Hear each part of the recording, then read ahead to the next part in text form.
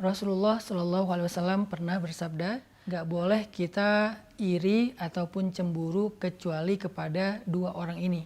Salah satu di antara dua orang ini adalah orang yang Allah berikan harta yang berlebih, kemudian dia menghabiskan harta itu di jalan Allah SWT.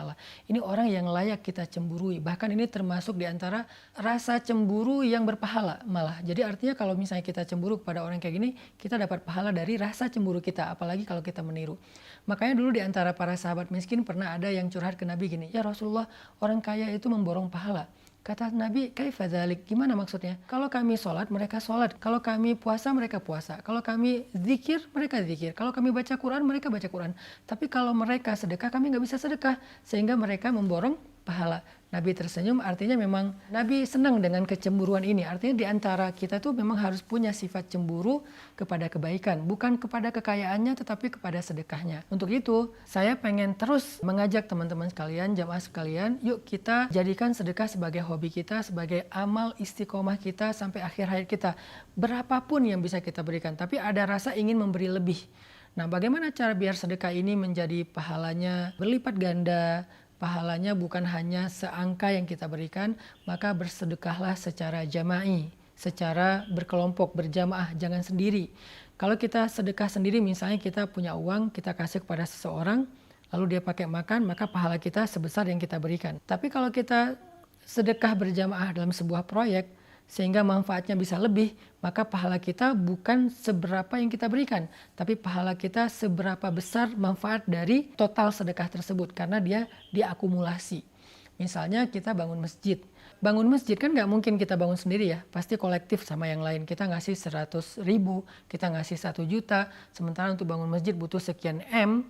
Sebutlah kayak Masjid Rohilah, kita butuh dana sekitar 4 miliar, sekarang kita baru selesai 2 miliar, masih setengah lagi, maka uang kita tuh cuma 1 juta, tapi kebutuhan dananya tuh 4 miliar. Ketika dikolektifkan mencapai angka 4 miliar, insya Allah 4 miliar itu akan menjadi sebuah masjid yang layak, masjid yang luas, masjid yang menampung 1.000 jamaah setiap hari, yang di dalamnya dipakai amal soleh mulai dari sholat, ibadah, Quran, ta'lim, ilmu, dakwah, dan banyak lagi kebaikan yang lain. Kita tuh dapat pahala kolektif, teman-teman. Itulah bedanya beramal sendiri dengan beramal berjamaah. Sama kayak sholat sendiri dengan sholat jamaah. Sholat sendiri dapat 1 pahala, sholat jamaah dapat 27 pahala. Begitu juga sedekah.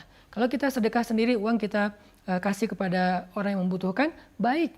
Dan kita dapat pahala dari sedekah itu. Tapi kalau kita sedekah berjamaah untuk sebuah proyek, baik itu membangun masjid, membangun sekolah, menyantuni anak yatim atau orang miskin, tapi sifatnya jamaah, kita dapat pahala dari kebermanfaatan yang lebih besar itu secara kolektif.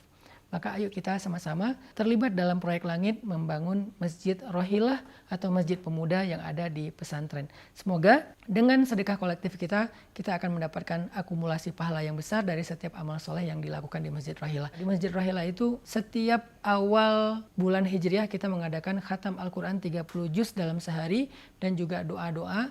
Di akhir waktu khatam Al-Quran, kita mendoakan orang yang punya saham dalam membangun masjid, yang punya kontribusi dalam membangun masjid. Kita doakan orang-orang tua kita, guru-guru kita, dan kita mengharapkan yang terbaik dari pahala-pahala untuk mereka semuanya.